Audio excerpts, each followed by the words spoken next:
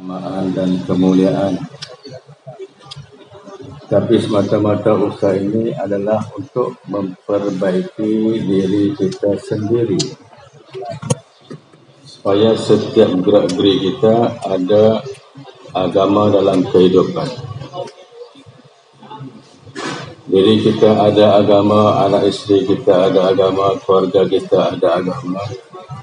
Dan usahakan supaya umat Nabi Sallallahu Alaihi Wasallam ada agama dalam kehidupan. Jika kita Allah SWT bagi kemampuan, maka pergilah sejauh mana yang kita dapat pergi untuk bawa agama Allah SWT kepada umat. Dan gunakanlah masa sebanyak-banyaknya untuk agama Allah SWT. Buatlah pengorbanan harta sebanyak mungkin untuk agama Allah SWT. Jadi kesemua ini semata-mata untuk keredaan Allah, bukan selain daripada itu. Walaupun kita tidak dikenali, walaupun kita tidak dihargai, walaupun kita tidak dimuliakan oleh siapapun, tapi kita semata-mata buat usaha kerana Allah SWT. Tuan-tuan yang mulia, bila kita buat sesuatu kerana Allah, maka dengan sendirinya padanya ada banyak kekuatan. Tapi jika kita buat sesuatu dengan asbab kerana lain daripada Allah SWT, maka walaupun zahirnya penuh dengan kekuatan, tapi pada hakikatnya dia tidak ada apa-apa pun. Allah Subhanahu Wa Taala tidak memandang kepada satu-satu gerakan atau satu-satu pasukan ataupun satu-satu puak yang mana mereka buat kerana sesuatu selain daripada Allah. Itu tuan-tuan yang mulia, dalam usaha ini yang penting sekali, iaitu hati kita. Hati kita hendaklah bersih daripada selain daripada Allah. Hati kita hendaklah bersih daripada selain daripada Allah. Kerana Allah SWT bagi tahu bahawasanya mereka yang selamat bila kembali kepada Allah SWT, iaitu mereka yang datang kepada Allah SWT dengan hati yang sejahtera. Illa man atallaha biqalbin salim. Mereka yang datang kepada Allah dengan hati yang sejahtera, iaitu padanya, pada hatinya tidak ada sesuatu selain daripada Allah. Apa saja yang mereka bergerak semata-mata kerana Allah, apa saja yang mereka bercakap semata-mata kerana Allah, apa saja yang mereka belanjakan semata-mata kerana Allah, apa yang mereka habiskan masa, diri dan hartanya semata-mata kerana Allah, tidak kerana selain daripada Allah SWT walaupun sedikit. Ini qalbun salim, hati yang tidak ada penyakit, hati yang tak kena penyakit, hati yang tak diserang oleh penyakit ujub, riya, sum'ah, takabur, penyakit suka dan ingin kepada kemasyhuran, penyakit suka dan ingin kepada kemuliaan, ingin kepada keamiran, ingin kepada disanjung oleh masyarakat dan sebagainya. Ini semua penyakit. Tapi mereka yang selamat, iaitu mereka yang tidak diserang oleh penyakit. Mereka kembali kepada Allah SWT dengan hati yang bersih, sejahtera. Tuan-tuan yang mulia, Nabi Sallallahu Alaihi Wasallam telah bersabda mafhumnya, Allah tidak lihat kepada rupa kamu, tidak lihat kepada harta kamu, tapi Allah SWT lihat kepada hati kamu. Tuan-tuan yang mulia, hati adalah rumah Allah. Hati kita tak patut ataupun tak sesuai untuk sesuatu. Hati kita patut dan sesuai hanya mengisi kebesaran Allah SWT. sangat rugi mereka yang gunakan hati mereka untuk mengisi sesuatu selain daripada Allah. Untuk mengisi sesuatu selain daripada Allah. Itu tuan-tuan yang mulia, bila kita buat satu-satu amal, buat satu-satu ibadat yang Allah tengok akhir sekali, iaitu hati. Sembahyangnya sangat bagus, bacaannya sangat bagus, tapi hatinya lalai, maka sembahyang ini tidak diterima oleh Allah SWT. Pengorbanannya sangat banyak dan perbelanjaannya sangat banyak untuk agama Allah SWT, tapi hatinya ada maksud selain daripada Allah SWT, maka semua tidak diterima oleh Allah SWT. Itu mudah-mudahan apa yang kita lakukan dalam jur ataupun dalam perhimpunan kita ini semata-mata kerana Allah. Dan banyak doa, ya Allah, bersihkan, cucikan hati kami daripada selain daripada kami. Cucikan, bersihkan hati kami selain daripada kami. Kata Mona Ilyas rahmatullah alaih, usaha dakwah ni kalau 100%, 10% usaha di luar, 90% usaha di dalam. 90% usaha di dalam.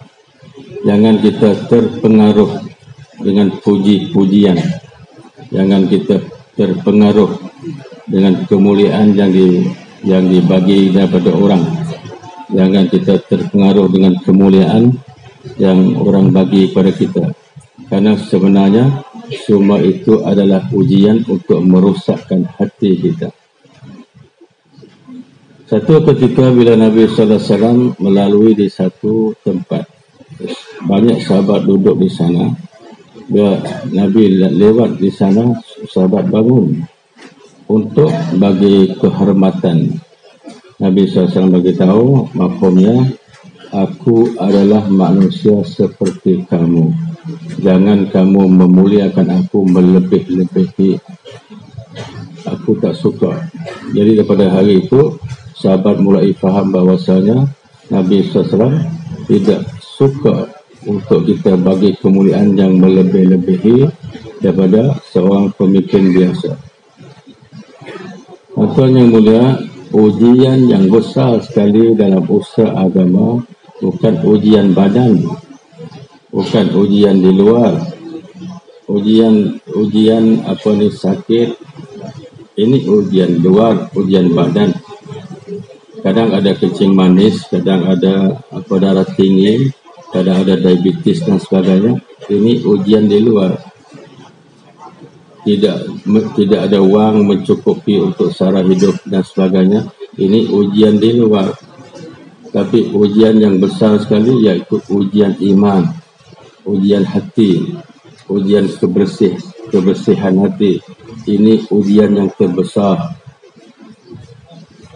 Satu ketika Nabi SAW dan para sahabat duduk di masjid dengan tak semana-mana Nabi bertanya kepada sahabat, inginkah kamu tengok ataupun lihat ahli syurga? Kata sahabat, ya Rasulullah, kami ingin. Maka seorang sahabat masuk ke masjid, Nabi kata, itulah dia ahli syurga. Dan begitu juga pada hari yang kedua, orang yang sama ditunjuk oleh Nabi SAW bahawa dia adalah ahli syurga. Begitu juga pada hari yang ketiga, dia ditunjuk oleh Nabi SAW bahawa dia ahli syurga. Maka seorang sahabat sengaja pergi ke rumahnya dan bagi tahu bahawasanya, saya ada masalah dengan keluarga, ingin saya bersama tuan beberapa hari. Dia kata boleh saja. Bila dia di sepenuh hari dan sepenuh malam, orang ini memerhatikan apakah amal seseorang hamba Allah SWT yang Nabi menunjukkan bahawa dia adalah ahli syurga. Nabi tunjuk dia ahli syurga. Jadi telah tengok beberapa malam tidak tidak ada perbezaan. Artinya semayang macam biasa, tidak banyak sangat. Maka sahabat yang datang ke rumah ini, ke rumah apa ni yang dikatakan syurga ini, menanya, saya datang duduk bersama kamu, tinggal bersama kamu, saya tidak tengok apa pun yang ada keistimewaan, maknanya biasa. Macam mana? Jadi kata sahabat ni, engkau telah lihat kepada amalan zahir aku. Amalan zahir aku memang biasa begini saja. Tapi ada satu perkara yang Allah SWT bagi kepada saya khas, iaitu saya tidur dengan tidak ada seorang pun yang saya benci di dalam hati saya. Dan saya bangkit pun dalam keadaan yang sama. Tidak pernah ada benci dan marah kepada sesiapa pun, dan bangkit pun dengan perasaan yang sama. Maka kata sahabat satu lagi, katanya, kamu telah buat satu contoh yang kami susah nak ikut. Tuan-tuan yang mulia, kata Hadraji Maulana Inamul Hasan rahmatullahi alaih di Istimak Bhopal tahun 1983. Kata Hadraji rahmatullahi alaih Maulana Inamul Hasan, jangan kamu lalai dengan amalan zahir kamu sehingga kamu lupa kepada sifat hati kamu. Kalau kamu lalai dengan amalan zahir kamu dan lupa cek ataupun memeriksa hati kamu, maka syaitan akan pilih untuk kamu lubuk neraka manakah dia akan tumbangkan kamu. Itu banyak doa. Selain daripada kita doa, ya Allah, hantarkan kami ke surah alam, ke benua tu, benua ni, itu doa. Selain daripada itu, ya Allah, bersihkan hati kami. Bersihkan hati kami. Bersihkan hati kami. Tuan-tuan yang mulia, kalaulah isteri kita menerima tetamu sebelah malam, laki-laki yang selain daripada kita, apa perasaan kita? Laki-laki selain daripada kita masuk dalam rumah kita sebelah malam, apa perasaan kita? Begitu perasaan Allah SWT bila seorang beriman buka hatinya selain daripadanya, buka hatinya selain daripada Allah SWT. Allah sangat-sangat cemburu kepada hamba-hamba Allah SWT. Iaitu Allah SWT bagi tahu satu dosa yang Allah Ta'ala tidak terima. Bukan dosa badan, bukan dosa zahir. Allah SWT bagi tahu, Allah biasa mengampuni segala dosa hambanya, melainkan dosa syirik kepadanya. Dosa syirik ni amal apa? Dosa syirik adalah amal hati. Jagalah hati kamu, jagalah hati kamu, jagalah hati kamu, jagalah kebersihan hati kamu. Maka dengan kebersihan hati kita akan dapat kemuliaan daripada Allah SWT. Tuan-tuan yang mulia, sebanyak mana nur iman yang ada dalam hati seseorang, maka sebanyak itu dia akan keluar kepada segala anggota.